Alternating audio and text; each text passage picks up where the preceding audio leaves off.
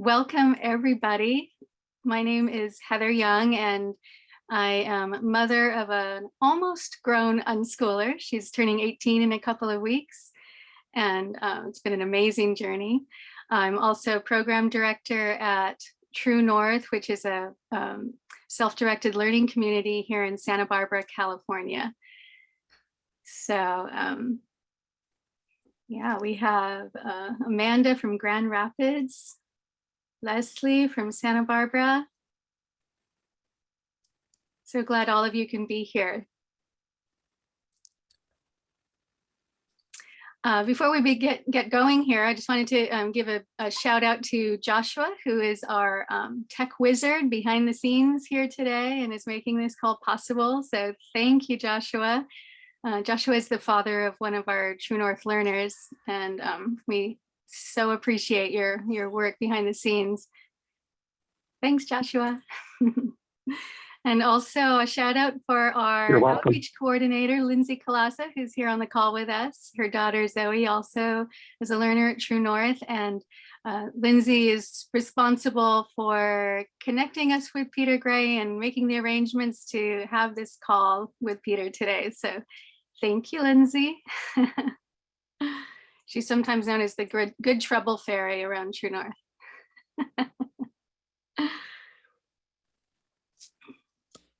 Okay, Kylie from Arizona. Great.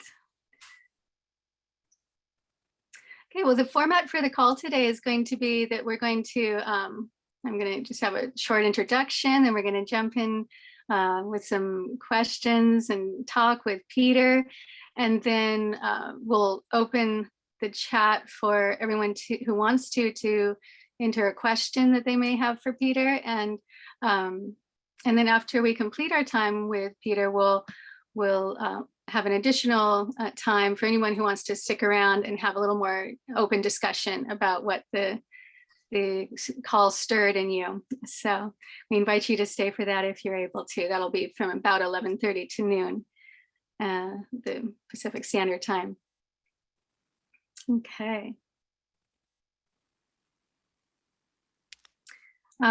How we'll do the Q&A later, we'll talk a little bit more about the details on that, but you'll, when it's time, but you'll enter your question into the chat, and then we'll be bringing questions from there. Lindsay will help us out with that part when we get there. Okay, so, all right. Well, we are here today with Peter Gray, who is author of the book Free to Learn. And I'm sure many of you are familiar with that book. It's opened many people's minds and changed many people's lives, many families' lives for the better, by introducing them to the concepts of self-directed education.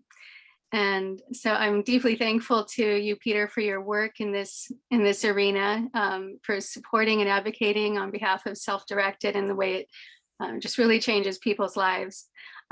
So thank you for that. And on behalf of the entire True North community, I'd like to welcome you to our call today. Thank you. It's a great pleasure to be here on the call and to meet you and others involved with True North and everybody else who's here. Thank you. Yeah, so you know, I wanted to just kind of jump right in with where we are at now with what's happening in education. And I find it so interesting that your book, since it was published in 2013, has continued to sell more and more copies every year since its release. And it really seems to reflect that, you know, the whole self-directed education movement is really picking up steam. And, you know, we know that homeschooling has been becoming increasingly popular for the last 30 years about, and in recent years, the interest in self-directed learning has really been blossoming. And then of course, COVID comes along and just disrupts everything. And I think even more people now than ever are really looking around for something different for their children and for themselves, in relationship to their children, other than what many of us experienced growing up. And so I'm just so curious about the future of education at this moment. We really seem to have reached a tipping point, and I feel things are changing rapidly. And I would love to hear what some of your ideas about what role self-directed education is going to be playing in the future of education. Yeah, I certainly do believe that it isn't going to be too long before, in some sense, self-directed education is the norm. It's hard to predict how soon that will be. And it's interesting that you note that we're kind of at a tipping point, and we are, I agree, and it's going to be very interesting to see what happens. I mean, because of COVID, the number of homeschoolers dramatically increased. And a few months ago, a poll by the US Census Bureau showed that something like 11% of people with children in school age are homeschooling. That's a huge jump. That's more than a doubling. It's more than a tripling from what it was before, actually. And quite remarkably, people often think about homeschooling as something that white people do and relatively wealthy people do.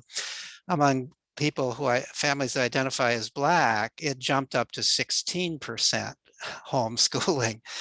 There's a sudden realization, and who knows how much of it has to do specifically with COVID and fear of the virus if you send your child to school, or the disruptions in the way school is working with COVID, and how much of it has to do with kind of a realization that has come that my kids are better off not going to school. And certainly there's some mix here. I hear from many families who say, yeah, we started homeschooling because of COVID, but we're very likely to continue with it.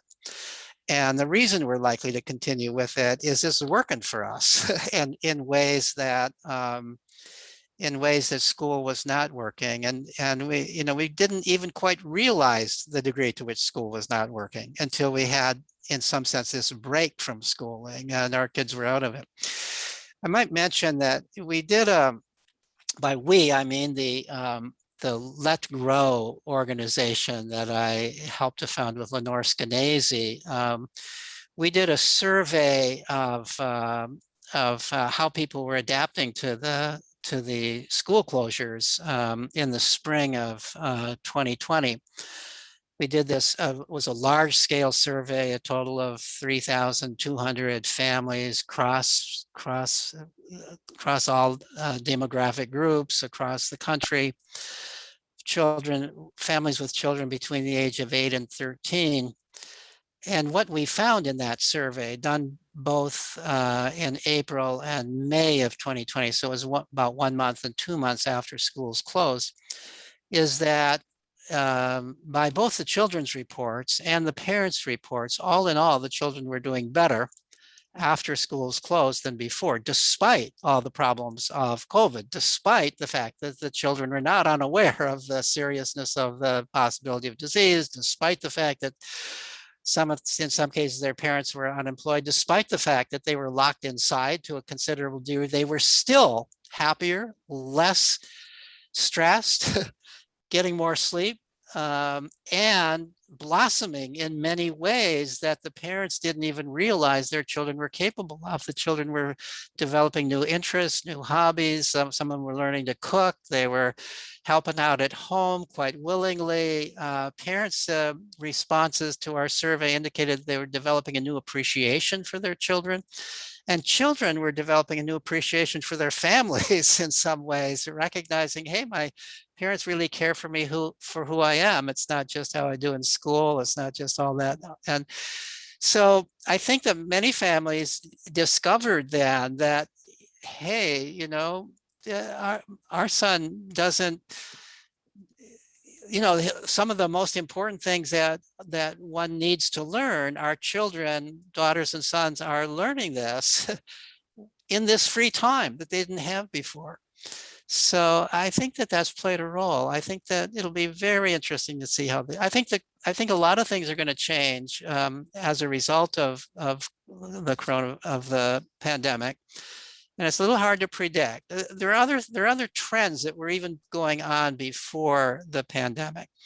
There was a rise, a more gradual rise in homeschooling, but within the homeschooling community, there was an increased number of homeschoolers who they didn't necessarily call themselves unschoolers, but they did say that they used informal approaches. They didn't use formal curricula. And I think that there's been a gradual rise in that. And then I think there's been a step, and I think at least some of that step is going to continue after coronavirus. There are some other things that have changed. I mean, we've been in this era where everybody believes there are certain myths that the culture has. One of those myths is that you have to go to college in order to have a successful life. And another myth is the only way you're going to get into college is by taking all kinds of honors classes and doing real well in school as we usually define it. And still another myth is that the fancier the college you go to, the better off you are. None of those are true. And in my blog posts, I've presented the evidence, not from my own research, but from other people's research, that this is not true. And all of those things are becoming less true over time.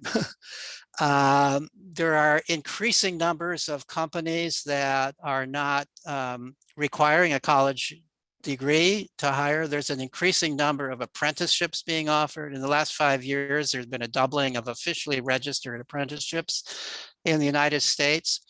There's more and more evidence that college graduates are not getting jobs necessarily because they're looking for the kinds of jobs that aren't necessarily available, that are being shipped overseas, whereas people who are specialists in some kind of something like plumbing or electronics or carpentry, or they're getting they're being sought for, and they're getting very good pay for the work that they're doing. And so I think that there's a kind of realization, wait, we don't have to see this so-called academic training, going through one hoop after another, taking one test after another in order to get into some fancy college, in order to believe that our child is going to have a successful life. I think more and more people are recognizing that. The other thing I can say, and then I'll stop because I'm kind of rambling here a little bit, is that I know from the research I've done that there are people who don't go to school at all, and then they go to a college, including sometimes a fancy college. Isn't it amazing? Everybody thinks you've got to take all certain kinds of courses, you got to take honors courses, and then here are people who are unschoolers, or they've gone to a Sudbury type school or some other kind of school that doesn't even offer courses, doesn't give them a transcript. There's no grade point average, and some of them are going right off to fancy colleges. Not because I think, at least I hope, not because they think there's great status in doing that, but because they had some good reason for wanting to do that. Yes, exactly. Well, I've certainly seen that with my own daughter. We started doing our own version of just life as learning. We didn't even know the term unschooling when we started out. Over time I discovered, there's a name for what we're doing. But, we never did any kind of curriculum. We lived our lives, and she learned what she wanted to. And then, when she got to high school age, she decided, I think I want to see what this whole math thing is about that my friends all have to do at school. And she just decided she'd do that, and picked up a algebra textbook and proceeded to teach herself algebra for a whole year. And then she took it with a teacher for a couple more years, algebra and geometry. And she realized, I can do that, and I think you've said in other talks and writings that, it's really what we do in school is not that hard. It's just, it takes a lot of time to kind of go through the paces, but once you're motivated to do it, if it's, of your own accord, then it's really not that difficult. And we see that so often with the learners who've been raised as, free learners.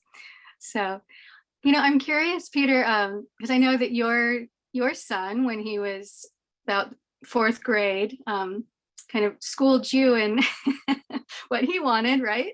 He decided he was not going to be a conventional school learner, and he wanted to do something different. And I'm curious what you discovered following his lead, leaving conventional schooling and going to Sudbury Valley. What were some of the immediate benefits that you saw for him and for your relationship with him? Well, the immediate benefit was that he had been extremely angry, extremely I'd say anger was the primary thing with him when he was going to school. He resented it. He believed it was prison. All the way through kindergarten through fourth grade, I would try to argue with him. I'd try to say, just do it. Stop complaining. Just do it. I mean, it's not that hard. Do it. You're just causing trouble for yourself. And of course, he was causing trouble for me and his mom too, because we kept being called into the office. Here I am, a professor, but I'm sitting in this little children's seat looking up to the teacher who's believing that it's something we're doing at home that makes him, and maybe it was, I don't know, that makes our son not follow the rules at school. But he was very much rebelling in a deliberate kind of way, very, and of course the other kids didn't understand what he was doing, and so they thought he was kind of weird, and he developed kind of a social anxiety about that too. So so we finally came to the conclusion. He convinced us in a way that I describe in the beginning of the book, Free to Learn. He convinced us that we have to find something different for him.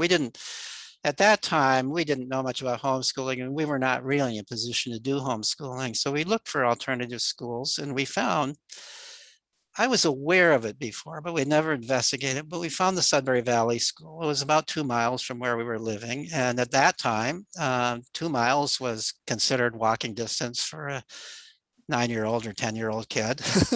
So there it was, within walking distance was this remarkably different school. And I had heard of the school and I had read Summerhill. I wasn't unaware of these ideas. And in fact, I have a younger brother, a much younger brother, who quit school early on and was self-educated and is doing very, very well in life. And so I had some models of it, I have to admit. But nevertheless, I was a very kind of square kind of person. My whole life has been in school, right? So I was concerned. I was happy that he was happy, and I could see the brightness coming back to his eyes, like he was suddenly the son that I knew before he started school.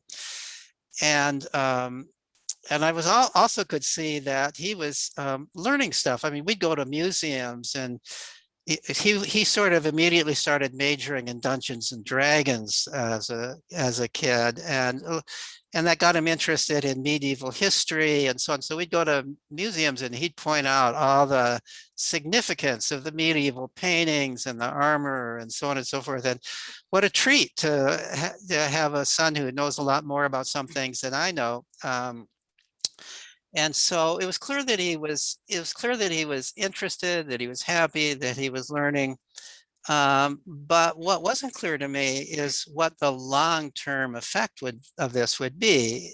Would he, for example, if he decided he wanted some career that required going to college, could he go to college? Can you go to college after not doing classes, after not doing the standard kinds of things?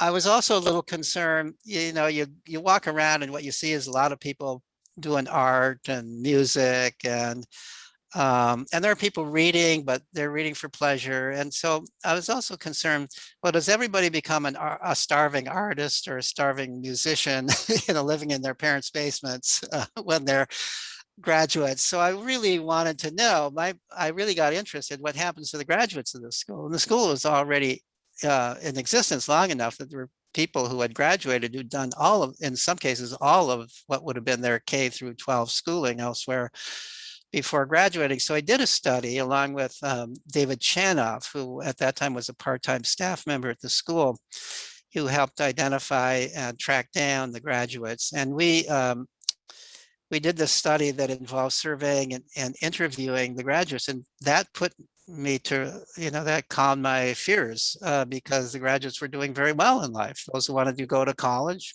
went to college, even if they had never taken any courses before. Those who, they were in the whole range of jobs. There were a lot of musicians and artists, I must say, amazingly quite successful ones in most cases. But there were also people in every other realm of activity that we value as a society. So this was very comforting to me as a father, but it was also intriguing to me as a researcher, and it changed the trajectory of my own research. I'd been doing neuroscience research with laboratory rodents and studying their brains. And I gradually switched to doing less and less of that and more of child development kind of research, and getting interested in the questions of, well, so by any reasonable definition of education, these graduates of this school, where they're not doing what looks like school, are educated. I mean, I define education as everything that you learn that helps you to live a satisfying and meaningful and moral life. And these people were living satisfying, meaningful, and moral lives and productive lives. And so by that definition, which I think is the only reasonable definition of education, they were well educated, but they hadn't done school. And so it led me to really begin to think about education. What is education? How do people naturally educate themselves when they have the opportunity to? What's the role of play? What's the role of curiosity and exploration? And so those have been the questions that have guided a good deal of my research and writing over the decades since my son started at Sudbury Valley. Yeah, I just to kind of take that a little further, because now I mentioned my daughter will be turning 18 in a couple of weeks. So your son is older than my daughter. Not quite sure how old he is now, but I was curious, if he or you would say that there's been some long-term, into his adult life effects of having had that freedom to learn as a child. Yeah, well, I can say that generally speaking, because I've done studies of the graduates of Sudbury Valley, more recently the graduates of another Sudbury Model School, and I've looked at grown unschoolers, and it's hard to say in a scientifically completely solid way what's cause and effect. People who choose to go to a Sudbury school or who choose self-directed education may in some ways be different to begin with.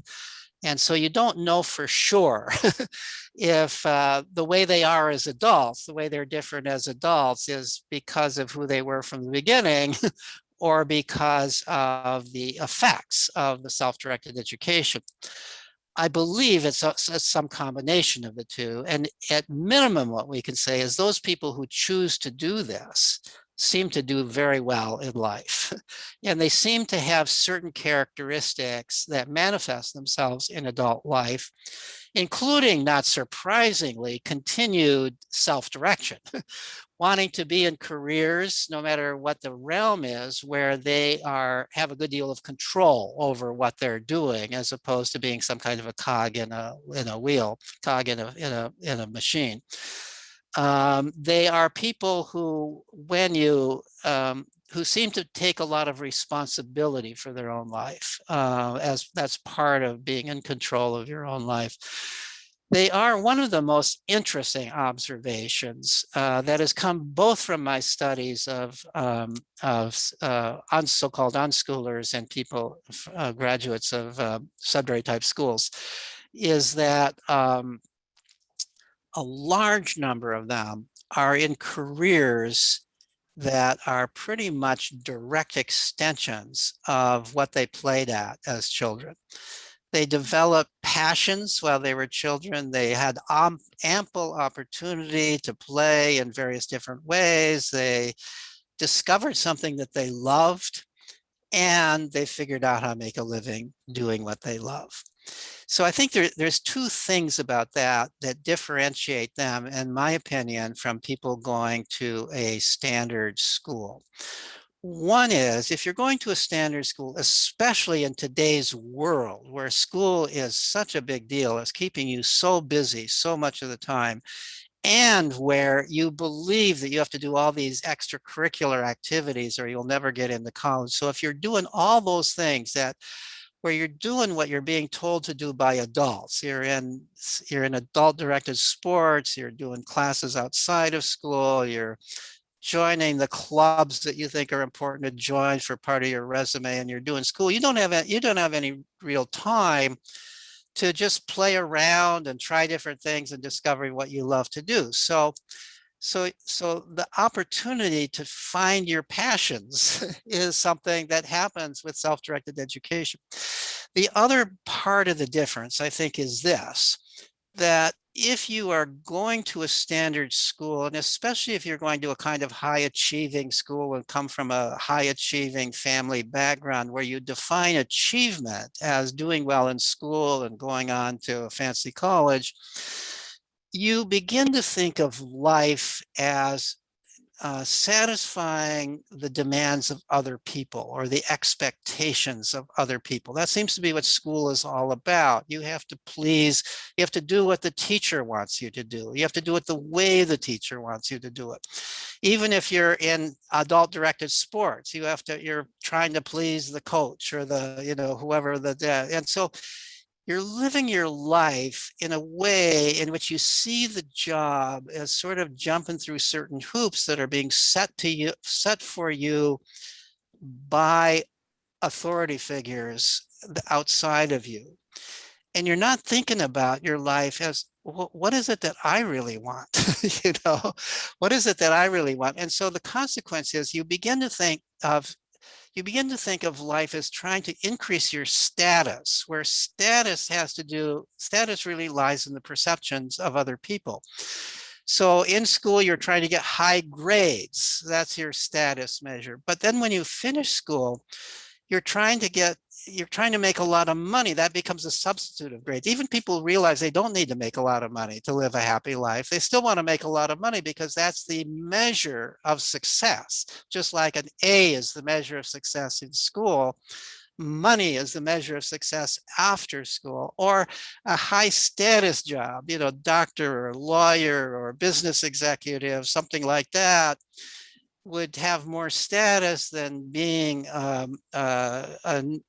nursery school teacher or a forest ranger or something that you might actually be much happier at than that. So what I find with people who've done self-directed education, they're much less motivated for status and much more motivated to figure out what is it that I'm happy at. A career takes a lot of work. A job that's going to take a lot of my time. And so I want it to be something where I'm happy, where I'm doing something that I think is worthwhile, where I want to live a satisfying life that's satisfying to me. I think that is a real difference between people who have done self-directed education and people who've gone to a traditional school. Mm-hmm. Yeah, that really touches on something so deep for me, and I think for so many of us, that where we grew up and we went through the paces at school, and then we come out of school at some point and feel completely disconnected from our own passions and from even being able to touch into, like you say, what do I even want for myself?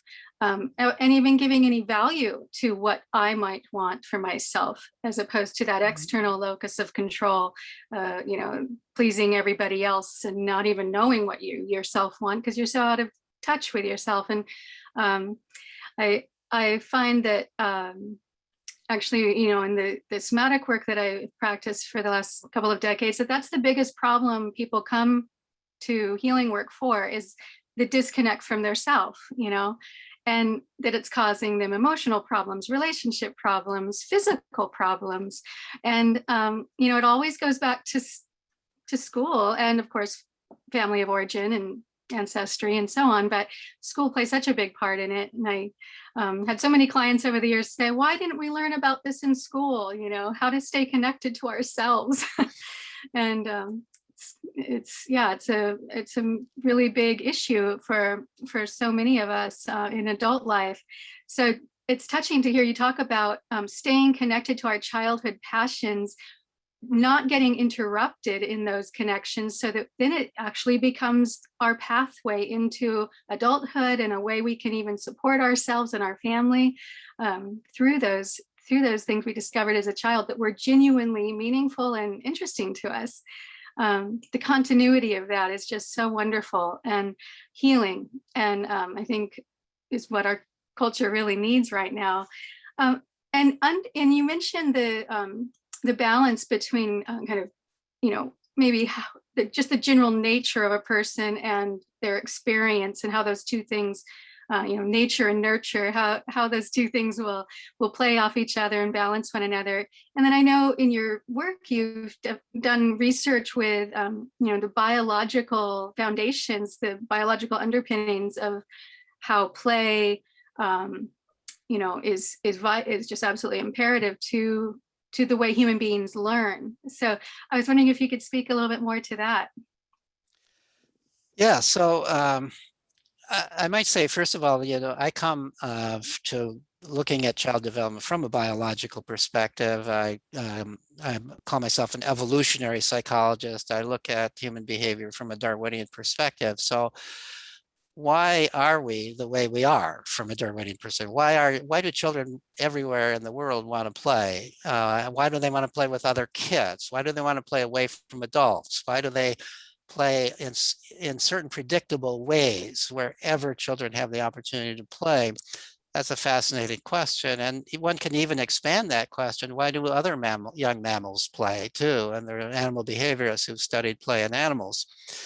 Well, so I began to delve into the research on play, both the research done by animal behaviorists and what relatively little research has actually been done on human play, remarkably little research considering how important it is. So, so what I learned about animal play is that animals play at those activities that are most important for them to learn in order to survive and reproduce. So predatory animals play at predation. They play at, that's why your dog chases tennis balls and chases, that's small game, chases cars, that's big game. Dogs chase one another around, puppies chase one another around, and so on. Well, they're descended from wolves and other predatory animals play at predation. Cat-like animals also play in a somewhat different way at creeping up and pouncing, and that's what they have to learn in order to survive, in order to gain food.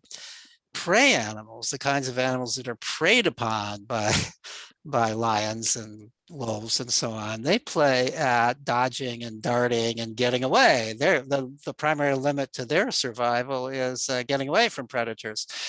Generally speaking, those are just examples, but generally speaking, you can predict what a young animal will play at by knowing what it is that they have to learn.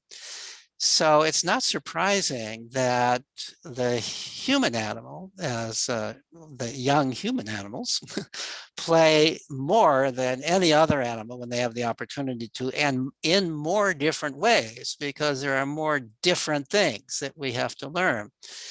So we not only play at chasing and running, because that's all still important to us. We play, but we play in many of the same ways that other mammals do, but we also play at those things that we humans have to learn. We play with language, we play at building things, constructive play.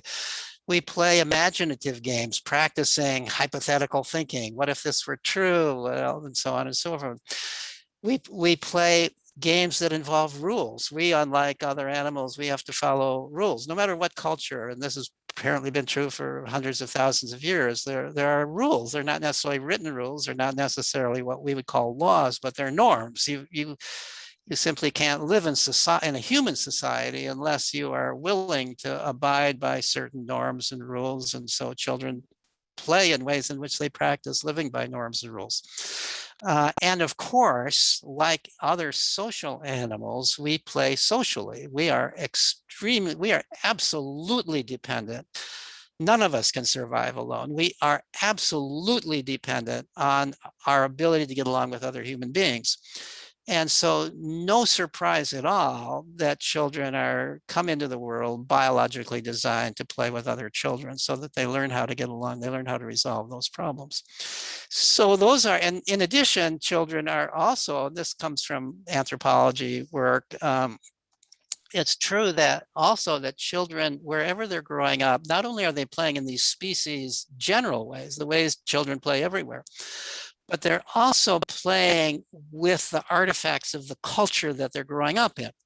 So if you're growing up in a hunter-gatherer culture, you play with bows and arrows or digging sticks or blowguns and darts, whatever it is that you hunt with in that culture. If you're growing up in an agricultural culture, you play with agricultural equipment. You grew up in our culture, you play with computers. Of course you do. I mean, that's by far and away the most common tool of our culture. So children are also seemingly biologically designed to kind of look around, what are the things that I have to learn in this culture growing up? And I better play with at least some of those things so that I develop the kinds of skills that are necessary. They're not consciously saying this, but somewhere their DNA is telling them to do this. So that's really what play is. Play is how children practice the kinds of skills that are important to be a successful human being, and also the kinds of skills that are important to be a successful human being in the particular culture that you are growing up in. Yes, and as you're speaking to that, I'm just thinking also how you're talking a lot about skills, like physical skills, but also, of course, that's happening on the emotional level as well, which probably shapes us more than anything else, actually.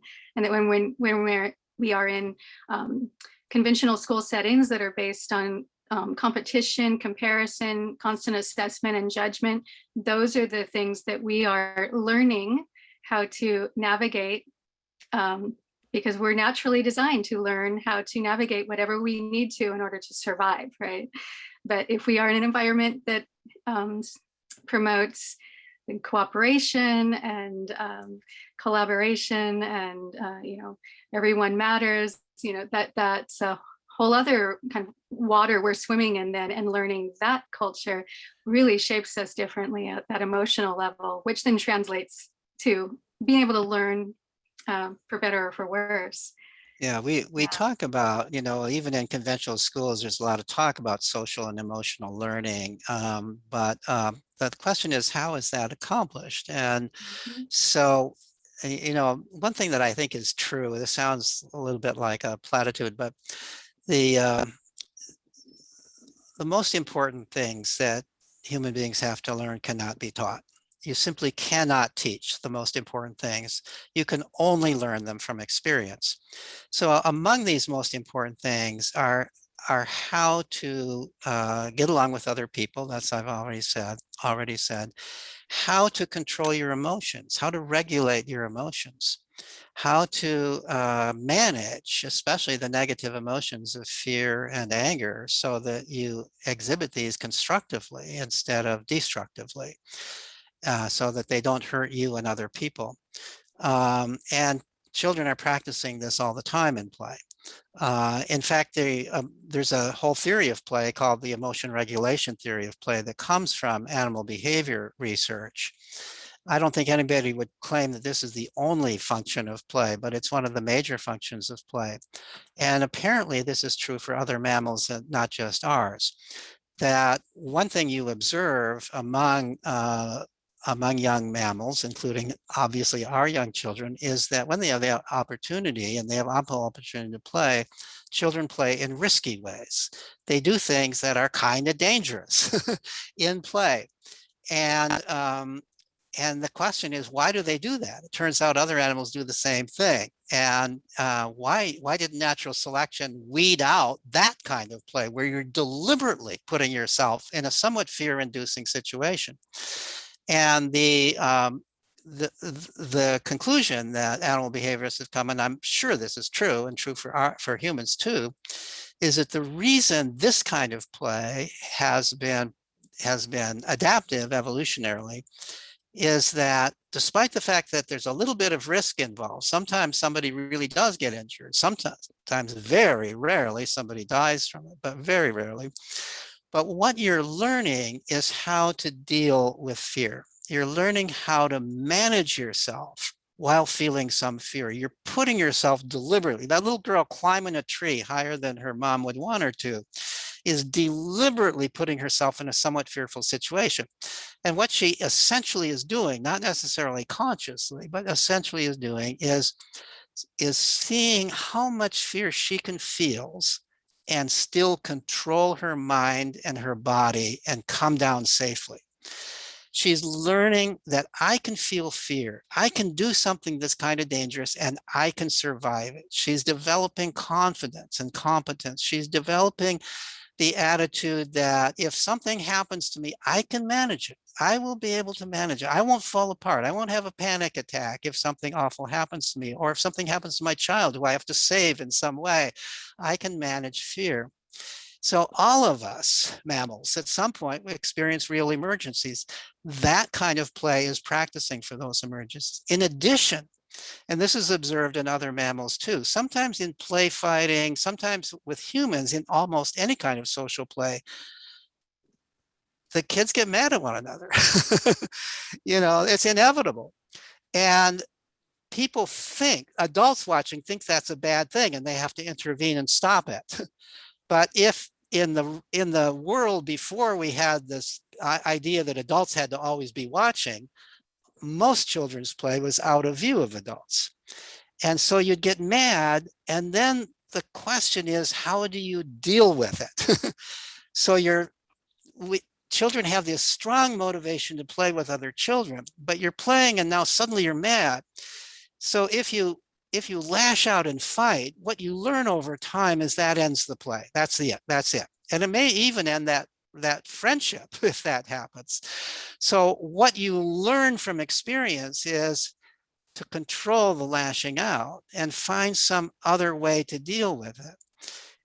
Some kids might have temper tantrums. That temper tantrum might work with their parents, but it never works with other kids, So you learn that a temper tantrum doesn't work. Fighting doesn't work.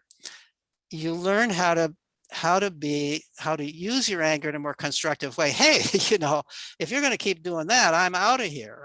This is not the way I want to play. And if we're going to continue playing, you've got to.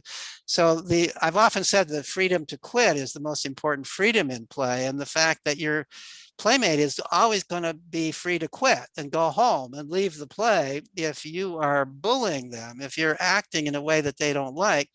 So the consequence is that you learn how to interact with one another in a more respectful manner. None of that can be taught. You can lecture on that all you want, and it doesn't have it has no effect. But you learn it in play. You also learn how to pay attention to even the nonverbal cues as to whether your playmate is having fun or not. Because if they're not having fun, they're gonna, the traditional way you play is not a play date. The traditional way you play is you go out with the other kids, no adults around. You're playing with these other kids, and you are always free to leave. And you are always free. There's always other kids. You could go with, play with other kids. So if I want to play with you, I have to pay attention to whether you are happy or not. And I might not be consciously paying attention, but at some level I'm paying attention. I learn to recognize the cues that you are not happy. And I learned that I have to adjust my behavior. If I want to keep playing with you, I've got to adjust my behavior to keep you happy. I would argue this is one of the most important skills, maybe the most important skill that human beings have to learn. Because if you can't learn that, if you can't tell whether your playmate is happy or not, you can't have a good marriage. You can't have real friends. You can't have good work partners. And if you can't have any of that, if you can't connect in a real way, a mutually pleasing way with other people, you really can't have a happy human life. None of that can be taught. Yes. Yeah. I'm thinking about conversations that I sometimes have with people around self-directed learning. And, if they hear these concepts about the incredibly important role that play plays in our ability to learn, people will agree with that, up front, like, yeah, that sounds right. Yes, I agree with that.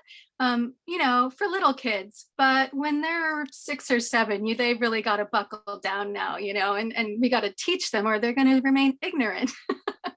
So, what do you say to people who are kind of stuck on that point? Yeah, well, what I do is I start talking about my research, which shows that when kids are free, they continue to play. Play does change in some ways over time. For older kids, it may become more like hobbies. It may become, but also oftentimes, I'm a big proponent of age mix play, and oftentimes younger kids around keep older kids in kind of a spirit of the same kind of lively, imaginative play that younger kids are involved in. And I think that's good for the older kids as well as for the younger kids when they're playing that way. But play evolves in certain ways. And, as I talked about learning your passions through play, you develop interests and you pursue those interests. It might not look like play in a certain sense. But my definition of play is that it's self-chosen, it's self-controlled, it has a structure to it, but the structure is determined by the players themselves, not by some outside authority. That there's an element of creativity and imagination to it in every case. And if an activity has these characteristics, it's play, right? And so all these kinds of self-directed hobbies, these kinds of interests that people pursue and that ultimately may become careers. And those people who are lucky and go on doing what they really like to do, they tell me, I'm still playing. I'm just getting paid for it now. It's not quite pure play because it's not being done just for its own sake. I'm also doing it because I need to make some money to feed my family and myself and so on and so forth. So I think that we have a view. We almost use the word learning. I hear this all the time. People use the word learning as a synonym for the school curriculum. If you're not acquiring the school curriculum, that's not learning, right? So let's look at the school curriculum. How important is the school curriculum? Now, I do think it's important to know how, in our culture, which is a literate and numerate culture, I think it's important to know how to read and to write or type these days. Nobody writes anymore, type. And it's important to know how to use numbers and to feel like you understand the way the culture uses numbers. And if you need to use numbers in some new fancier way, you could learn how to do it. So that's important in my mind. It's not absolutely essential. There are people who can't read who live successful lives in our culture. There are people who are numerically pretty illiterate who live successful lives. But for the most part, these are very valuable skills to have in our culture. My observation is that everybody in self-directed education learns these things. They learn it, they pick it up. If you're growing up in a numerate and literate culture, as long as there are other people around you, if you were growing up in an isolated family and nobody read or used numbers, you wouldn't learn it. But as long as you're growing up where people are reading, they're enjoying reading, you can see that reading is a fun and valuable thing to do, you're going to learn to read. Not necessarily at age 5 or 6 or 7 or even 10, but you will eventually learn to read. Whenever you decide it's ready, you're ready to learn to read, you'll learn to read. It's not that hard to do. You can't help if you're growing up where people are playing games that involve numbers, they're making change, they're cutting recipes in half in the kitchen, they're measuring boards if they're building things, they're calculating batting averages of their favorite ball players. You can't help but learn how to use numbers in the way that people use numbers in our culture. You just can't help but learn it. I also hear from parents who tell me that their kids are learning some pretty fancy math by playing computer games. And these are not computer games designed to teach math. These are just computer games designed to be fun. So for example, one mom told me about her 9 or 10-year-old son who was playing this game in which he had to calculate compound interest rates, calculate compound interest to know how much his investments were earning. And he also had to be able to translate between one currency and another. So this was pretty fancy math, right? And he learned it in a way that was meaningful to him in the course of the game. He understood what it was all about in the course of the game. So these things you will learn. Now, what about the rest of stuff? So almost every adult I know has something in their head that they believe everybody should know this, right? We all have this kind of arrogance. I know this. I think this is really important. And I think you can't have a happy life if you don't know this. That's different things for different people. And the truth of the matter is you don't need to know any of that stuff. What's important is that you know the stuff that's important for you to know. It's important for you to know how to control yourself. It's important for you to know to be responsible. It's important for you to know not to hurt other people. It's not important for you to know the dates of things in history, be able to recite the wars and who the generals were. Not important to know where on the map a particular country is. You can Google it anytime you want, right? They're not important to have memorized the multiplication tables, especially not in this day and age. You can always, as long as you know what multiplication is and when you would do it, you just pull out your calculator on your iPhone, on your cell phone and do it.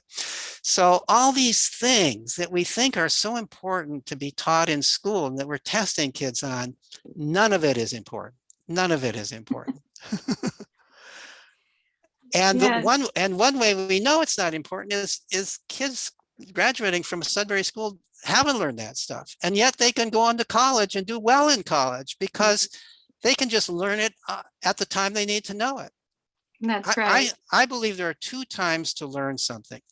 One is when you're so curious about it that nobody could stop you from learning it. Not only do they not have to motivate you to learn it, they can't stop you from learning it unless they lock you in a closet. The other time to learn it is when you need to know it. And when you need to know it, you can learn it. And especially if you've grown up self-directed, you have the confidence. If I ever need to know trigonometry for some mysterious reason, I'll learn trigonometry. It's not that hard to do. I'm sure I can do it. That's the attitude of the typical grown person who grew up with self-directed education. And the attitude is true. They actually do it. When they need to know it, they learn it. And it doesn't take long. Yes. Yeah, the love of learning and the knowing that they are able to teach themselves whatever they want to learn is there. They've had that experience over and over again in their lives. And so it makes for very confident learners later on, I find. And So Peter, we're getting towards the time where I want to open it up for conversation questions with our listeners. And I just want to thank you so much for this conversation. I could talk all day long with you about these topics. I just love it. And so thank you for coming to play with us today. And I also just wanted to, before we transition, ask you, I know that you're working on something new. Would you be able to share a little bit with us about what I think you're working on a new book? Oh yeah, I wish I was working on it. I keep talking about working on it. I'm distracted by so many other projects, so I wasn't quite sure what you were referring to. But I am I am hoping before too long to do this book on that would be probably entitled "The Obsolescence of School," in which I would be presenting a view of education that I think will be the education of the future, in which I talk about. I'll also begin in this book with something about the history of schooling. Why do we have schools? Why are they the way they are? I have a chapter on that in my book, Free to Learn, but this would be a more expanded history of what was the original purpose of school, and why are schools constructed the way they were, in which I make the case that the original purpose was not education as we think of it. The purpose was obedience training at a time in our history where we believe that really what education is beating the sinfulness out of children, getting them to obey authority rather than to follow their own interests, because the belief was that if they follow their own interests, they're following the path of the devil. So that was where schools as we know them today arose, and why they are constructed. And over historical time, the way schools are structured has not changed.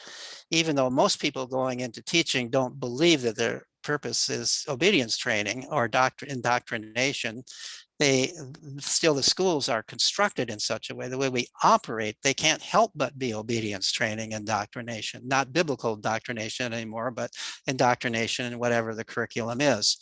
So that's so that would be part of the book. But then I would go on to sort of present the evidence that school as we know it is not doing anybody a favor these days in any real sense, certainly not in terms of learning. To the degree that we've structured society that you need certain certificates in order to do the things you want, then you could say it's serving people, but it's only serving people because of the way we've structured that society. And I believe that structure is already beginning to change.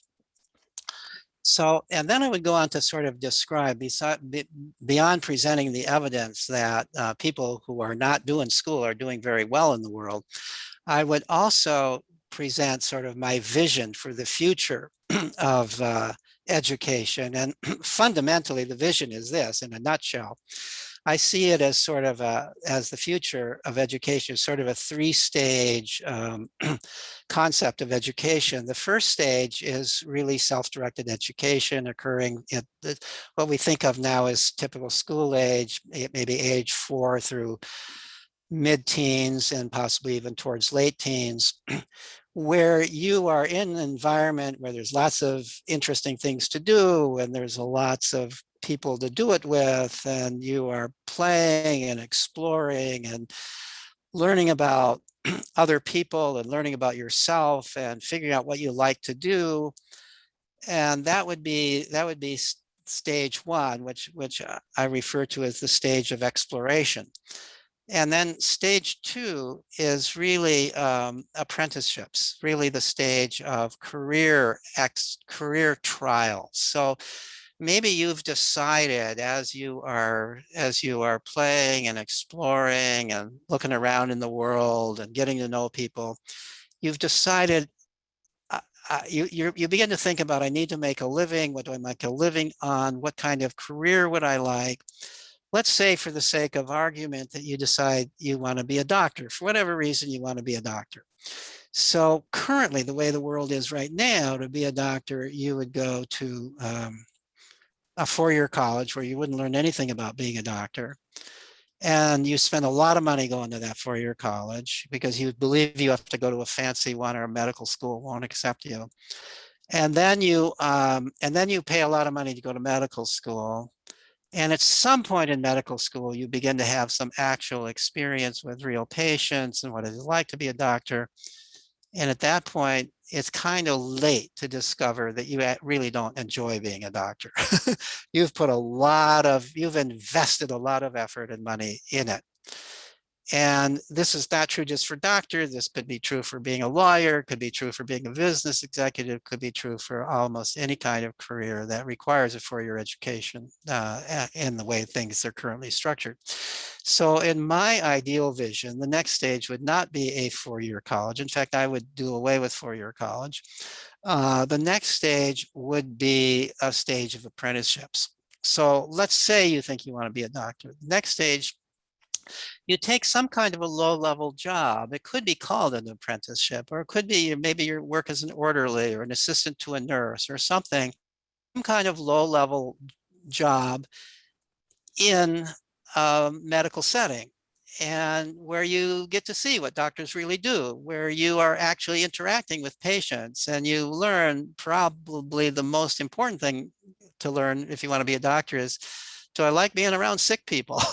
Am I good with them? Do I have the kind of disposition and personality for that kind of a life? And let's say you decide you don't. If you don't, then you just try an apprenticeship in something else. Maybe I'd like to be a chef. I'll work as a line cook at a restaurant. Um, maybe so. But if you do, let's say you do like it, then what would be the next step? Then you would, after some time, and you've gotten to know some doctors and they can write letters for you, you apply to medical school. No four-year college, you apply now to medical school. And the medical school might say, well, you've got great recommendations, but we want to know that you can also master the kind of rigors of organic chemistry and microbiology and so on that we believe doctors need to be able to master. And so we're going to require you to take a couple of courses in maybe organic chemistry and cell biology before you apply. Well, then there would be schools where you would go and do that. These might be we now have community colleges which serve wonderful functions. They might take on the function of teaching those courses to people who want to go to medical school. So then you would do that. You'd prove to the medical school that you are fit to join their entering class. That would be how you would be. So for those, I do believe that there are certain kinds of careers where we want people to be certified. I don't want somebody to do surgery on me and learn by trial and error. I want them to have mastered the techniques, know the latest and best procedures before they do anything with my body, right? So similarly with an electrician, before I have somebody rewire my house, I want to make sure they know how to do it. I would like to know that they've been certified and they've been judged as being proficient and knowing all the appropriate safety measures and so on and so forth. So I think for those kinds of careers where somebody's life, where there could be disasters if they don't do it right, I think it's important that they be certified. That's the only place for testing as far as I'm concerned. And I think it's quite appropriate that they be able to pass certain kinds of tests and that they be rather rigorous tests that have to do with their knowledge. So that's the way I would view it. Now, for the great majority of careers, you don't need that kind of certification. And so you would go right from the apprenticeship on to employment in that career. So anyway, that's a thumbnail sketch of what my vision, and I actually think we're already kind of headed towards that way. I think I already Yes. pointed out that the number of apprenticeships is increasing. We're Yes. beginning to see a decline in people going on to college. Hmm. That decline, interestingly, is greater among men right now than among Yeah. women. So something like 60% of newly entering college students are women. I Mm. think part of the reason for that is the way the world is right now. It's easier for men to make a good living without a college degree than it is for women, Mm. at least by our stereotypes of the kinds of careers you go into. So you can make a good living as a plumber or electrician or a carpenter, those kinds of jobs. And although there is an increasing number of women choosing those careers, it's still a small number choosing those careers. Yes. Yeah, I met a young woman just the other day who came over to fix my washing machine. It was fantastic. Thank you for that little glimpse into your work that you're putting into your new book. I cannot wait for it to come out. So thank you for doing that work. And I know that many of us are going to be looking forward to getting that when it's available. Thank you again, Peter. I'm just so grateful for the encouragement and inspiration that you give to parents and families who want to choose something different with their children. And it's appreciated. Thank you. So let's go ahead and switch over to, I see that there's a couple of questions right now in the chat. And so I'm going to ask Lindsay if she would like to share those questions to you, Peter, and we'll keep going. Yeah, I'm actually going to start with one of my burning questions, and then I'm going to look for the others. But I'm curious how self-directed education has translated in communities who historically had to fight for access to school as we know it. So school became a kind of rite of passage for their children, considering that they were barred from access at one point in time. I'm from Mississippi, and I know the history there, and you know, even with James Meredith and University of Mississippi. So I know this access to school is a thing, and it's very deep in certain people in our country.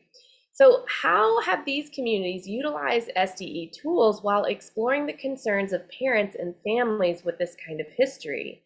So I'm curious about what you'll say about that. And I know the Alliance for Self-Directed Education has been looking into these things and pondering them, but I'd love to hear some of your thoughts.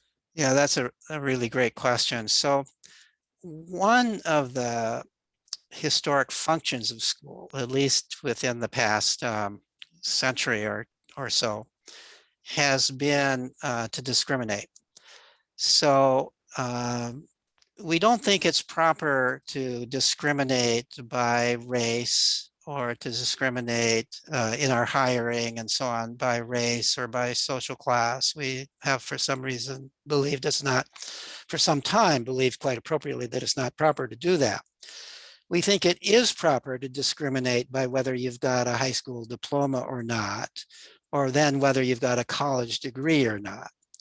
So if we can set things up such that only white people have high school diplomas, and only white people can get into college, or at an earlier time, only men can get into college, then we can discriminate, right? The discrimination occurs at the level of who gets into the school rather than who gets the job. So I can understand why, if you are a woman back in the days when women were not admitted to medical school or to law school or even to a four-year college at one point, you would fight for the right to do it. I can understand why, if you are a girl or a mom in a country that doesn't allow girls to go to school, but school is a requirement in a way for further careers, you would fight to get your daughter into school, or you would fight yourself as a daughter if you're a courageous kind of person, as some of the people we've seen are fighting to get into school. So that makes a lot of sense. When you are, I also want to make the point along this line. I have found in the research that Gina Riley and I did on grown unschoolers, in that sample of grown unschoolers, there were 3 grown unschoolers who were very unhappy with their unschooling. In fact, they were so unhappy with it that at least 2 of them believed that not only unschooling, but homeschooling should be against the law. And where did their anger about it come from? In every one of those 3 cases, they were girls.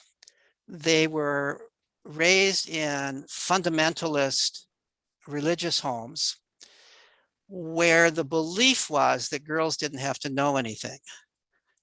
And so keeping them home and calling it unschooling became, in the parents' mind, a legitimate way of keeping the daughter from learning anything except domestic things. The belief was in those people that girls should just know how to take care of a house and so on. All three of them said, or at least two of them said, in addition, that they believed that their mom was kind of mentally incompetent and that they were being kept home to take care of their mom. So that so when that occurs, why, you can understand why those girls would be really angry that they're not being allowed to go to school. You know, they're this is not unschooling as we usually think of it. Unschooling as we usually think of it, you're not going to school, but you've got lots of opportunity to learn, and nobody is preventing you from doing it, and you have access to learning. If you don't have access to learning and the only access you have is by going to school, then by golly, you would want to go to school, right? So, you know, that's the situation. The other situation is, in some cases, now I said that everybody essentially in self-directed education learns how to read, learns how to use numbers. That would not be true if you're growing up in a culture that's an illiterate culture. If nobody knows how to read around you, you're not going to pick up how to read through your own efforts. You've got to be surrounded by people who read. You've got to be surrounded by books. You've got to see that reading is fun. You're not going to be able to learn to use numbers unless there are numbers around you. You're playing games with numbers, other people are using numbers, you're talking about numbers, and so on and so forth.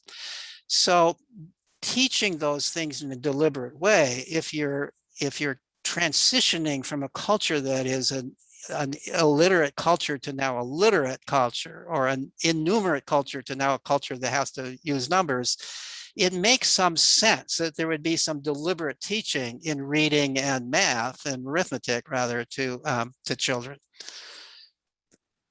I don't know if that fully answers your question or not, but don't hesitate to follow up. Hold on, let me make sure I'm unmuted. Yes, that answered my question. Thank you.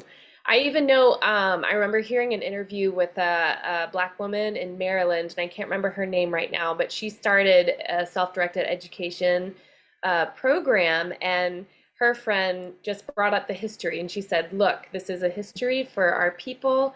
It's a trigger spot for our community. Just sprinkle it in the mission statement that reading and writing will happen.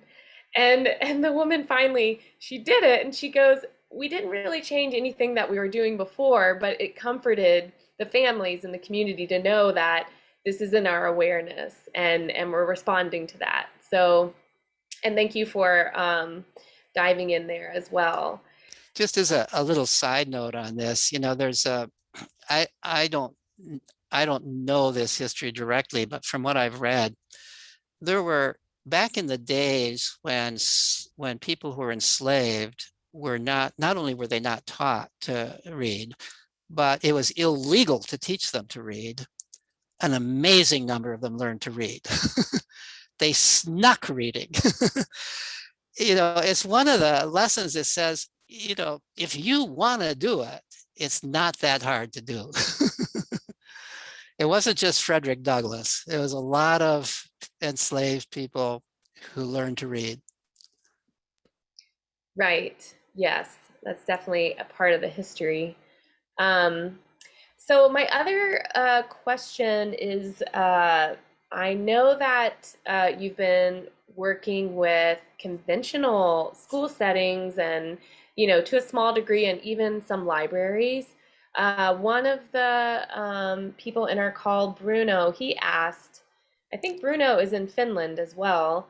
What do you think we can do with the conventional setting? Not everyone has the possibility to find a democratic school or do unschooling. So what can we do with those staying in the system, both adults and young people, and maybe extending even into parenting?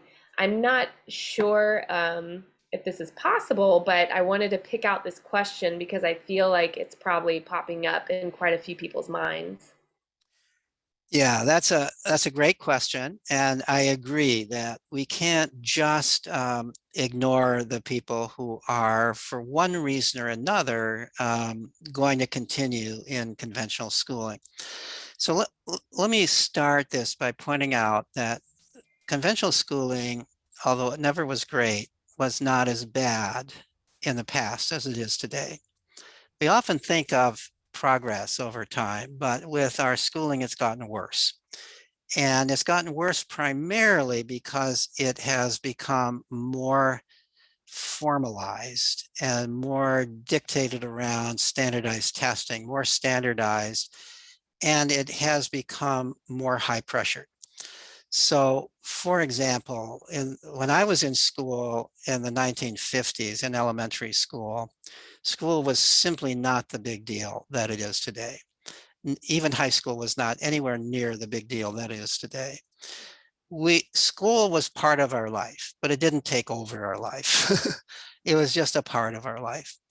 I am sure that as a kid, I spent more time outdoors playing with other kids than I spent in school. Even in school, we were outdoors playing a lot. So I don't know if this is true for every grade I was in because I don't remember, but I remember for fifth and sixth grade in Hill City, Minnesota, we had 6-hour school days, but 2 of those hours were outdoors. We had half-hour recess in the middle of the morning, half-hour recess in the middle of the afternoon, a full hour at lunch. Some people went home for lunch, but most of us stayed at school and played during that hour. Teachers weren't watching us during those recesses, and we played with, you know, almost all boys carried jackknives, and we played with knives, we played snowball fights, we played wrestling, we did all kinds of things that would be outlawed at school today.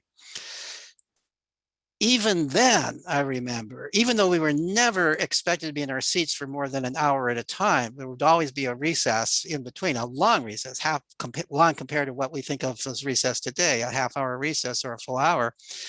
Even then, the teacher would say sometimes, I can see you're restless. Why don't you get up and play? This was in fifth and sixth grade, not kindergarten, but she had playthings in the room. We had hula hoops, we had jacks, we had things that we would get up and play just for a little break because she could see that we were restless. It was not the expectation that kids are capable of sitting and doing boring schoolwork for for more than a few minutes at a time without having some kind of a break. So that was, now that might have been a little bit of an extreme, but in general, this was true. The school year was shorter. The school year was 5 weeks shorter at that time. I've looked up the data. The average school day was shorter, and you did not have homework. In elementary school, you did not have homework. They might have had it in New York City. I don't know. New York City was ahead of the rest of the country in a lot of this. But certainly in Minnesota, and generally, to the degree that I've talked with other people, looked at the data, you did not have homework in elementary school in the 1950s. You began to get a little bit of it into the 1960s, but very little, and so on. So that's so I often say that when I was a kid, yeah, I had school, but I also had a hunter-gatherer education. I had more time to learn in these natural ways. And it wasn't just me. Most kids had hobbies, they had interests, did all kinds of things that their parents didn't know anything about. And they were learning. We had a lot of time for self-directed education. So when I talk to people in the school system, and I frequently do talk to groups of teachers or even principals and superintendents, my focus is not on trying to change in some radical way what they're doing in school, because I don't think they're going to do that, but rather on doing less of it. Telling them and reminding them to think about their own childhoods, that they need time outside of school. Reduce the homework, don't keep increasing it. Increase recess, increase the opportunities to play. Give classroom teachers a little more autonomy in the classroom. Don't force them to always follow a curriculum in some rigid manner if that curriculum isn't working well for the kids in the classroom. Teachers are generally caring and intelligent people. Trust them because some teachers are not going to do a good job, but many teachers are going to do a much better job than if they're allowed some autonomy, which they're not being allowed today. So some schools have taken this to heart. So for example, there's a school district on Long Island, New York, the Patchogue Medford School District. I always use this example because I know it best, where Michael Hines, who was the superintendent of schools at that time, he's now moved on to another school because he's become somewhat famous by this and moved to a bigger school district. But he had read Free to Learn. He had talked with me and with Lenore Skenazy, who wrote the book Free Range Kids. And he brought us out there. We were both part of the Let Grow organization that was founded to help bring more play and independence to children. He brought us out there to talk with the principals of the schools in his district, with parents. We held a big meeting with an assembly meeting with all the parents invited. And then we had separate meetings with teachers on what can you do to bring more play and more freedom and less homework, give kids more time for self-directed education.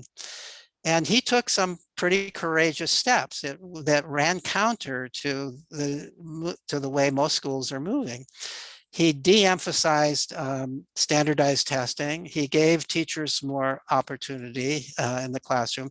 And he instituted what the schools call Play Club. And now many more schools are taking it up, which is an hour of age mixed play. All the kids in the school can be playing together, opening up a big parts of the school as well as the outdoor playground, all kinds of opportunities for play for an hour. And so far, it doesn't occur every day. In fact, at most schools, it occurs just once a week. But it's a beginning, and Play Club has worked wonderfully, and schools have evolved because of that. They've learned that the kids can be trusted, that you don't have to tell them what to do. One of the things with Play Club, and this was partly my work to make sure this happened, because I told we routinely tell the principals of the school to in turn tell the teachers that if they're monitoring the kids in Play Club, don't think of yourself as a teacher then. Think of yourself as like a lifeguard on an ocean beach. Your job is to save a life. Your job is not to tell people what to do, not to solve little quarrels, not to get upset or do anything if somebody skins a knee. Don't let the kids work out their own issues, their own problems. That's the whole purpose of play. Well, at first this seems scary to a lot of the teachers, but they tried it and they found it works. One of the things I told them, if you feel you have to intervene, if you're seeing something that goes on and you think you have to intervene, at least count to 10 first. And maybe it'll get resolved and you'll decide you don't have to intervene. So a lot of people were doing that. This has worked out great. And I think it's beginning, and this is spreading, more and more schools doing. Of course, COVID disrupted all of this, but now there's a lot of schools beginning to get back to this. So there are things that can be done, but it takes a big educational message. You've got to convince, oftentimes parents are putting the pressure on the school to do more academic stuff and less recess. So it takes convincing parents as well as school officials. Everybody believes that somebody else is applying the pressure. The parents think the school is applying the pressure. The school thinks the parents are applying the pressure. Ultimately, the real reason for the pressure is government policy.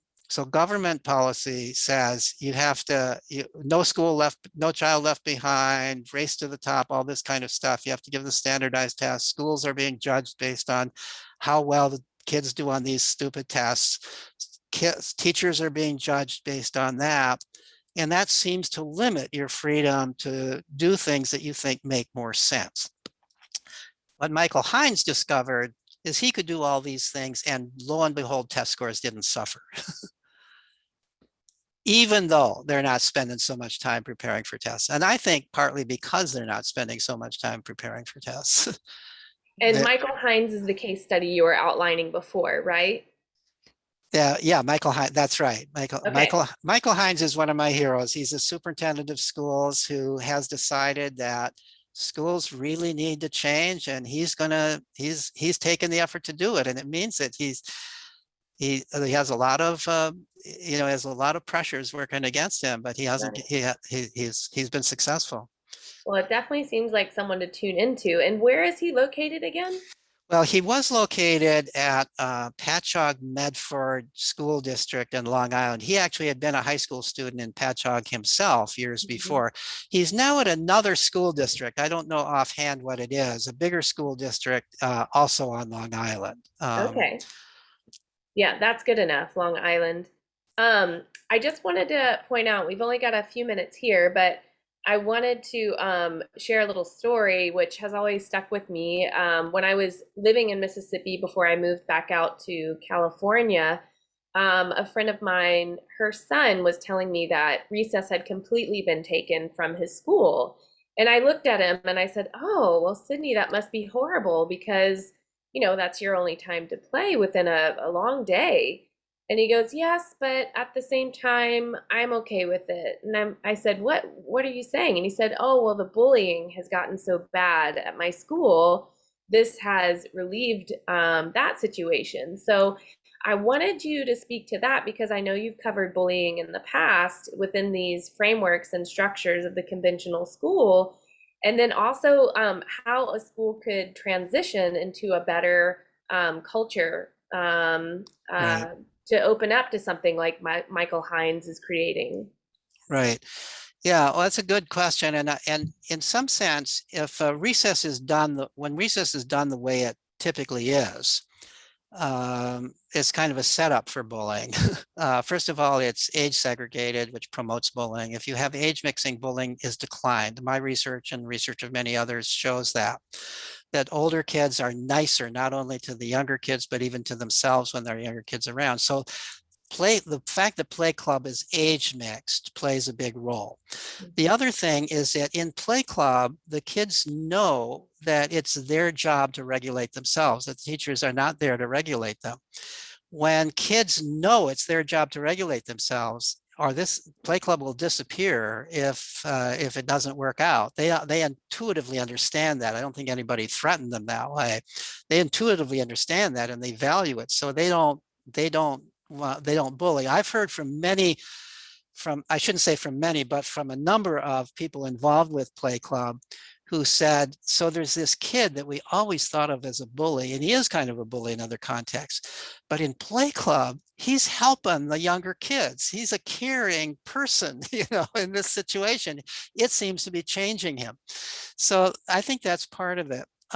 There is the other thing I think is that when recess is so short that there's not really much time to resolve your disputes other than to fight about it, right? So that when we had half-hour recesses twice a day and whole hour and no teachers were involved, there was stuff that you might call bullying, but we figured it out, we worked it out, we resolved it amongst ourselves. And we had time to resolve it. But if you've got a 15-minute recess, let me give you an example. Boston elementary schools, I don't know if this is still true, but a few years ago, they had 15 minutes a day of recess. That was it, 15 minutes a day of recess. That's hardly enough time to get outdoors. It's not enough time to get a real game going. But it is enough time to bully, And so that's what would happen. So the kids would start bullying one another. There'd be fights occurring. The kids would come in. It would take a while to calm everybody down, and everybody was against recess. I could even understand in those conditions, let's just stop recess and nobody would really mind. Instead, what they did, which was very interesting, they brought in what's called Playworks, which is an organization. It was actually started by women in California. It's a national organization that works with recesses in a way that initially I was not in favor of, but I'm now in favor of in the circumstances that apply at schools like in the Boston Public Schools, where they hire young people. These are typically young people around early 20s, young, energetic people to help out at recess. And the way they help out is by teaching the kids some of the old-fashioned games, the games that kids generally don't know anymore today. Teaching them those games, getting them started, and then stepping away and letting the kids play. So it's sort of scaffolding them into play. And this has worked miracles in a way in the Boston schools. I've heard this from many people. And And so even though it's still just 15 minutes, at least the kids get out there and they get into some kind of a game. Now, it's not required that you join the game. You could do other things if you want. But because the game is fun, most of the kids want to play the game. And then once they're playing the game, once they know the rules, then the play worker steps back. So it's a little bit, in a world where kids are not growing up playing and they don't know how to play, they may bully one another instead of playing. But if you can help them learn how to play in situations where there's no other kids to help them learn how to play, then that helps resolve that problem. Well, and I also think that there's something with the facilitators or teachers, whatever they want to call themselves, that they might have forgotten how to play. They've forgotten those unspoken rules. So, the PlayWorks example you gave is great because that brings in some tools that everybody can work with and explore. And it does seem that in these SDE environments or places that are trying to bring in SDE tools, that's paramount. Communication skills, conflict resolution, all of that kind of stuff. So I wanted to add to this conversation a question from Joshua, and this may be our last question, but he said, could you speak to the influence of the environment on play? Do children in a more oppressive environment tend to play more oppressively, and vice versa in a more free environment? So, what is that effect of the built environment or even the structure on play? And can you, is there, That's a great question. And there's a number of different takes ways that I could address that question. But let me start by talking about the cultural environment. So one of the ways that I have looked into play is by looking into how children in hunter-gatherer cultures play. And I haven't had the opportunity to observe such cultures myself. And in fact, today, the cultures are essentially gone. But I did a study a number of years ago that involved surveying anthropologists who have lived in and observed hunter-gatherer cultures. And I asked them about children's play in those cultures, and also looked at whatever literature there was. An amazing thing in hunter-gatherer cultures is that children, first of all, children are playing all day long. And by children, I mean kids from age 4. When they're no longer infants, they no longer have to be around adults. They can run off into the woods, into the desert, or wherever they live with the other kids, on through the mid to teenage years, even into the late teenage years. They're still regarded as kids. Very little work, if any, is expected of them. They're expected to play all day long, to follow their own. And the adults in such cultures believe this is how children acquire the skills of the culture. So nobody's telling them how to play. But the interesting thing that I learned from the anthropologists is they never play competitive games. Even when an anthropologist tries to teach them a competitive game like soccer, they turn it into a cooperative game. They kick the ball and try to keep it in the air. Part of the culture there is one of is a focus on egalitarianism. It is taboo to try to beat somebody at something, to try to act like you're better than somebody else. So this is the way the adults behave, and lo and behold, it's the way the kids behave, even though the adults are not forcing them to do that. They could play. So we think of competitive play as almost natural. A couple of kids will go out and they'll play even without an adult there, and they'll play a competitive way. Who wins, who loses? But we live in a competitive culture.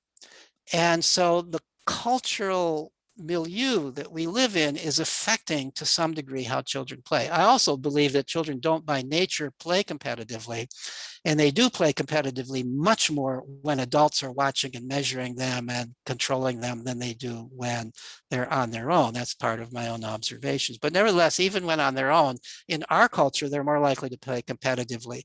So that's part of the answer about environment. Environment, in some ways, children are modeling the adult environment in their play. They're learning the kinds of skills, attitudes, and so forth of the environment that they're growing up in. Here's a very different example of an environment influencing play.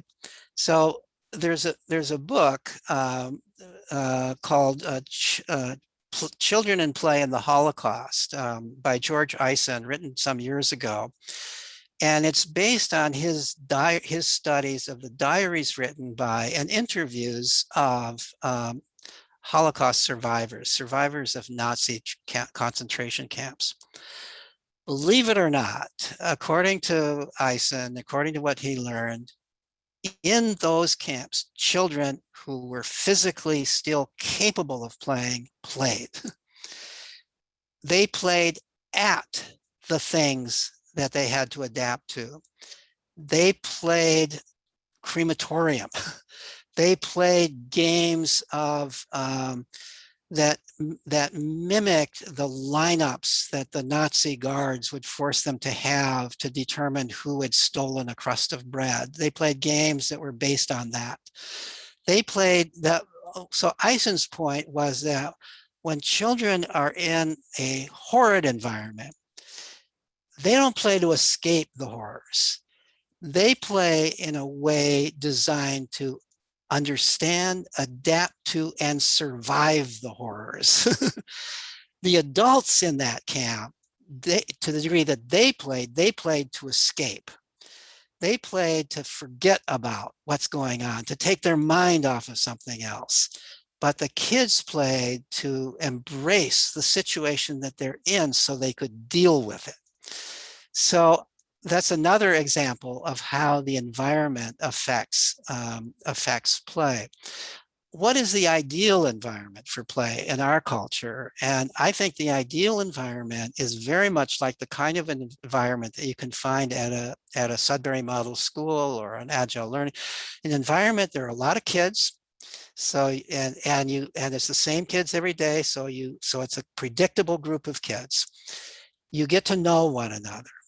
And you're able to play over a period of time, and it's cumulative. You learn from one another, you can continue to play, you have ample opportunity to play, and you also have a lot of tools to play with. You've got all kinds of things that you can use for play, things that you might not be able to have in an individual home because you couldn't afford it. At least not all families could afford it, but the school can afford it. It might be computers. Computers, obviously, everybody ought to have computers in this day and age because they're so essential to our culture. But to have cooking equipment that the kids can use, woodworking equipment in some cases, to have, in some cases, have a wide variety of sporting equipment and so on and so forth. And the school should be flexible as kids develop new interests and they want new things. There should be a mechanism by which they can persuade the school meeting to purchase those things, or to help, or maybe the kids would help raise money for those things. So ample time, ample opportunity, lots of kids to play with. A lot of research shows that the most important characteristic of the environment for kids to play is other kids. Great, Peter. Thank you for that. Yeah, it seems like there's so much growing in terms of creating these spaces, from Agile Learning Centers to Sudbury Valley Schools, open schools, and various other schools that view themselves as alternative. So with that said, I'm gonna hand it back over to Heather because I feel like we've reached our limit, and I know there's a breakout group that's coming, but I wanted to hand it over to Heather for that transition. And thank you, Peter, for spending some time with me there. You're very welcome. Bye-bye. What a pleasure to have Peter Gray with us today. True North is just thrilled to have been able to share this time together with all of you who came to the call and to be with Peter. Such an enriching conversation, and so exciting to see what's happening in the world of self-directed education right now. It's truly, as Akila Richards would say, a love-centered and liberatory practice. And I do believe that it's going to help change the world as we know it. So thank you all for being here and for participating. And we're at 11:42 our time. And if you would like to stay with us, please do, and we'll open it up to some more conversation.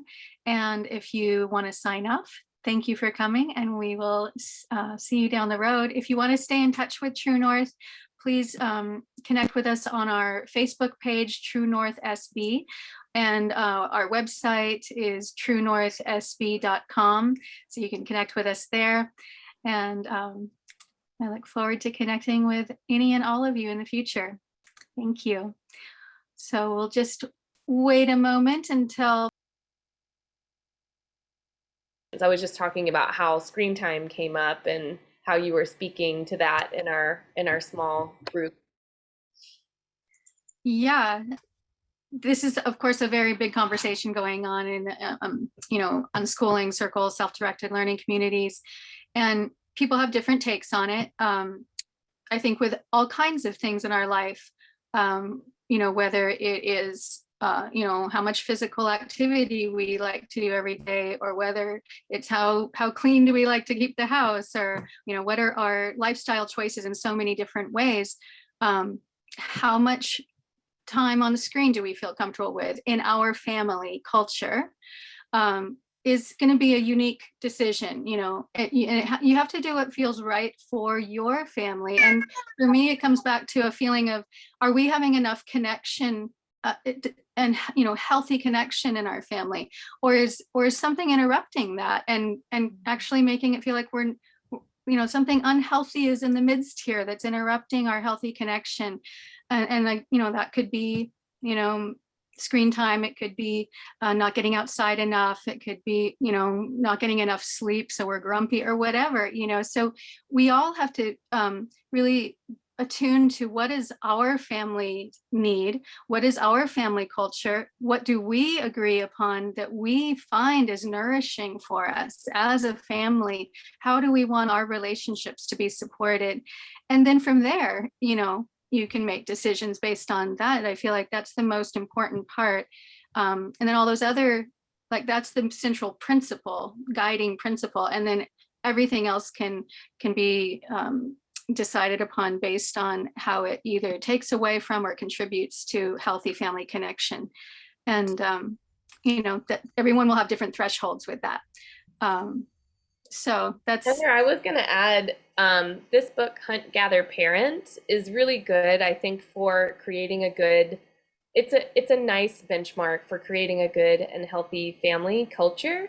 And if you're going to be unschooling, homeschooling more at home and not in a community, then that would be a great resource. And at the same time, with certain SDE schools, like our local one here, besides True North, just south of us is a school called Rock Tree Sky in Ojai.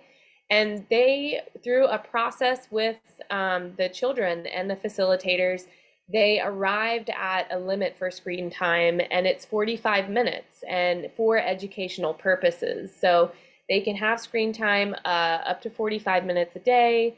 And every year they refresh it, they vote, they process it, and they figure out what is the decision going to be this year. But the screen thing is a thing, and I think what Heather's saying, in your home, in your place, in your home, you would be arriving at a decision similarly. You'd be in a process, and you'd have a conversation about what's doable for the family, and then everybody would be arriving at an agreement together, and those agreements would be honored. That's how it becomes part of the culture. So yeah, not every SDE is the same, and there's quite a variety from what people are saying, radical unschooling, to, there are even some forest schools and nature schools that there's no screen time. So, there's a huge variety in self-directed education, and then people have to decide what works for their community based on that consensual decision-making process. Yeah. Yeah, obviously Peter was straight out saying that everybody, should be using computers because that's the technology of our culture. And I think there's no escaping that. So there's not really any arguing about whether that's going to happen or not. Right. And then the conversation becomes, how much is too much of a good thing, and how much is the right amount for us. And that may depend on the individual child, and so I think that, again, as an unschooling parent or home self-directed learning family, you always need to kind of come back to your basic principles. And for me, that basic principle of family health is on all the levels, is the most basic principle to come back to, and just really see how it's affecting that and make your decisions based on that. And that's going to look different for each family, and perhaps for even each individual within the family, that we have to have that flexibility with each other to realize we are all different. We all have different needs, and that's okay, that we can make agreements that allow for those differences. But it's challenging for sure. It is addictive. We all know that. And in addiction work, addiction healing work, they talk about, that the remedy for addiction is more connection. And so a lot of kids, I think, will be going to social media for more connection, or at least the illusion of more connection. And so, maybe there's other ways we can find for them to have connection that are even more attractive than social media. Most kids will go out and play with other kids before sitting on their computer screen, if they have that option and they like the other kids. So it sounds like Lindsay really is suggesting that book, Hunt, Gather, Parent. I haven't read that yet, but that definitely speaks to what Peter brings up about hunter-gatherer societies and just the natural way that humans learn. So, is there anything else that wants to be brought up before we close today? I'd like to hear what was brought up in some of the other rooms. Would anybody like to speak to that?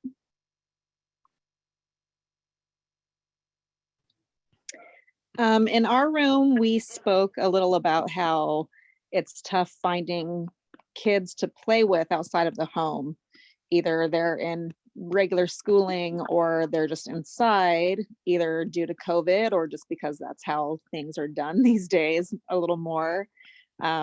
So finding socialization for older kids and opportunities to have that unstructured play is kind of what we were going over.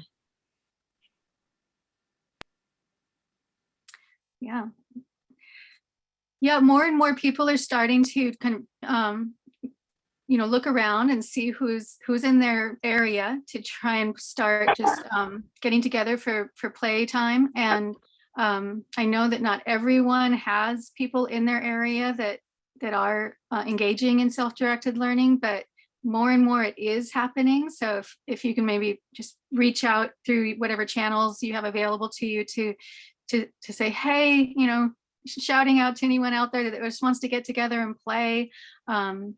That's definitely a developing thing in many communities, that people are doing that. And I am a big fan of parents just really taking the reins back into their own hands for their children's educational processes and doing it together as families, cooperating together, old school style, just co-oping together and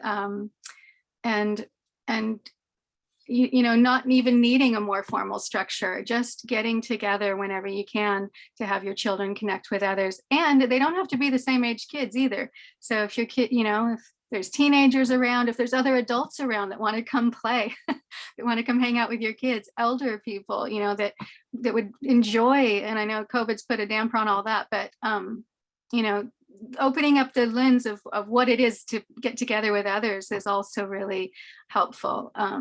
Doesn't have to look like just playing with other kids their age. So those are a few suggestions that come to mind. Anybody else have comments on how to make more connections that way?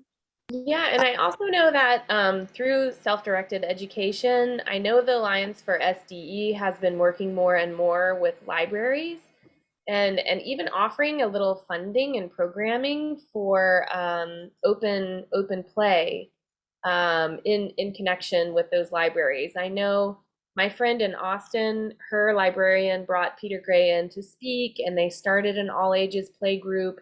And then it wound up into being a full-fledged SDE program called ABROME, ABROME. So you never know where something like that will go. First, it just started with a good idea at a library and to bring that open free time play, but that began connecting the community and it led to the creation of a self-directed program. So, you know, that's also something else. I have a question I wanted to ask. We were talking in our group, thank you, first of all, about as well about screens, and that's the biggest struggle in my house.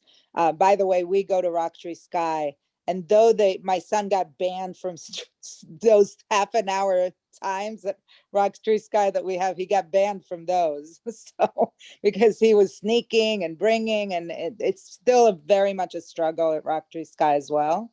But I wondered about that. So I have two questions. One, what does Peter Gray think about? I understand he says we should all have computers, but does he believe in like the Sudbury model in terms of like screens all the time at school or wherever? Or does he think it should be limited? And the other thing was, my struggle is with a teenager who's complaining that he doesn't have enough friends, that he doesn't want me to organize play dates. He's too old for that. You know, he doesn't want me involved. So I struggle with that because we actually moved from New York to Ojai for Rocktree Sky. So we made a big leap and change. And we used to go to regular schools. So yeah, that's. Well, Peter does, his approach is, yeah, he believes in unlimited play, and he believes that being on the computer is play for kids. I'll say that Peter is a proponent, and his son was growing up pre-social media by far, and early computer games. And now there's, you know, like Peter will talk about Minecraft, for instance, which I think we all probably know that is it is quite a learning game, and Dungeons and Dragons. He mentioned that his son was a Dungeons and Dragons kid.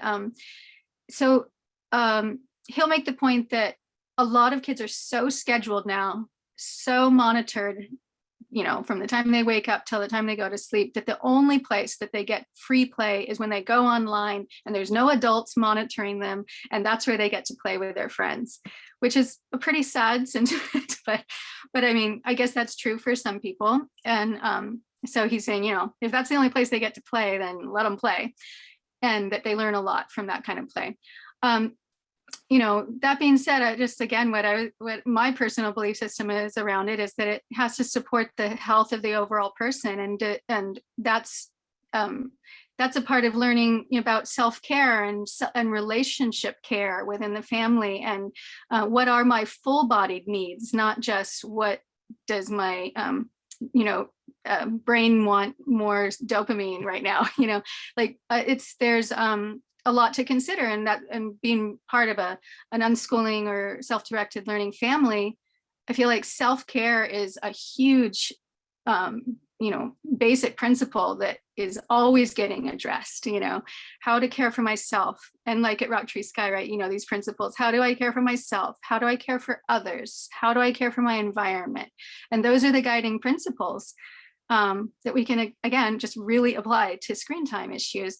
And then, yeah, you know, it's challenging when people are teenagers and they're going through a time where they're, you know, needing things that maybe there's just no way that the adults can supply for them. And just, I feel like in those situations, just really having honest conversations with them about how it makes you feel, about how what your concerns are, and, you know, not, you know, trying to kind of shame or blame in any way, but just to really have honest conversations around the feelings that you have, because none of us exist in a vacuum. We're not separate from each other. We are part of a family, and we are literally interconnected. You know, when one person's doing something, it's affecting the other person, and that's a fact. And we all know it firsthand from our relationships. So, you know, just really kind of getting into those conversations with our kids, and trusting that they will do what they need to do, and but that we can also really let them know how we're feeling and what our thoughts and concerns are around things.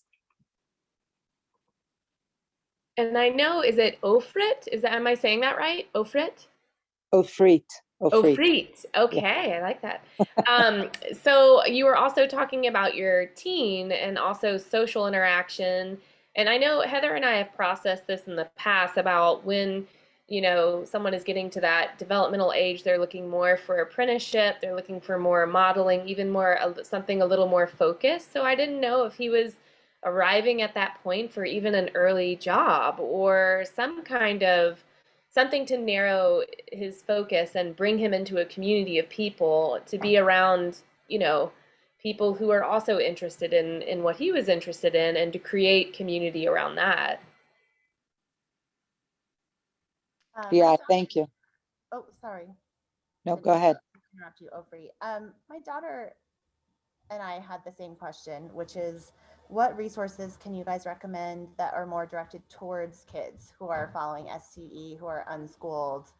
The whole premise of it is to kind of allow the kids to decide their own path. So do you guys have any resources for, I have a 9 and 11-year-old.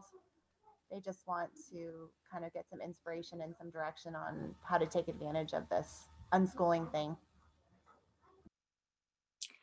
Yeah, well, I mean, basically, the world's their oyster. I mean, I know that's extremely broad, but it's the truth, like as broad as you can think, that's what we're talking about here. We are getting away from conventional schooling because it's too narrow. It, puts us in a literal box and then in a desk. It's very limiting. So if we're getting away from that, we really want to open up our ideas about what is it to learn. So yeah, I mean, it can be literally anything that they feel interested in. And I was thinking about this before when we were talking about the social media stuff and connection and how do you find groups to connect with. Like, it doesn't always have to be other unschoolers or other self-directed learners that you're connecting with either. For instance, just as an example, when my daughter was growing up, she, we didn't know any other unschoolers until a certain point, and then we knew a couple. But what she got interested in was dance, and so dance became a big passion of hers, and that became actually the main place that she was around other kids. She would go to the dance studio every afternoon, well into the evenings, and those were her hours spent with other people, other children, and they were not unschoolers, not any of them, not a one. And yet that was where she was able to have that dynamic fulfilled for her of being around other people. And then the other parts of the time, she was a lot around her father and myself, and doing things that she was interested in, that she liked to do when she wasn't around her friends, that were more focused activities that she liked to do just on her own, like reading and watching YouTube videos to teach herself how to do all kinds of stuff. And she, made her own YouTube channel at one point and made a bunch of tutorials and, all things that she wanted her own time to do. So it was perfect that she had plenty of time to do those things without distraction. And then every day she also got to go and do something she loved with other people. So it doesn't have to always be, that you find an SDE community if that's not what's available to you. Just finding what your kids like to do and doing that. And now Elza teaches at that place. So you could speak to that a little bit too, because she went from participating and then growing into a teaching position, and she works there now. Yeah. So a perfect example of what Peter was bringing up in the call about following your childhood passions straight into a career path. It works like a charm, you just let people do what they love and they will find a way to keep doing it and to make their path forward with it. And sometimes, we all know too that sometimes we don't find what we're really feeling interested in, and that can be a little challenging. But I do believe that if we, are able to just make space for that, and it's not bad if you haven't found that passion yet, no pressure, and just keep trying different things, exposing yourself to different people, different information, that you will find things that really lights you up and that you want to pursue more. And if you haven't yet, then it's just not yet, but it'll come. Yeah. Are there any rooms that we didn't hear from? Yeah, is there anybody else that wanted to add anything before we close?